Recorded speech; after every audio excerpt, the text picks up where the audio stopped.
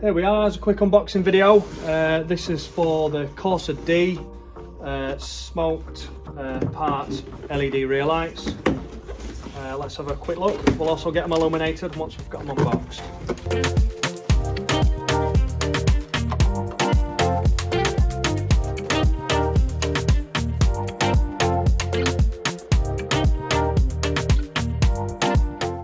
So these lights fit Corsa D. These are part LED. So what we've got is the indicator and the fog light is powered by bulbs. These are not included. It's easy just to whip them out your old bulb holders and use them in these rear lights. What is LED is this section here, which is brake and side light. So this rear light kit comes with some resistors.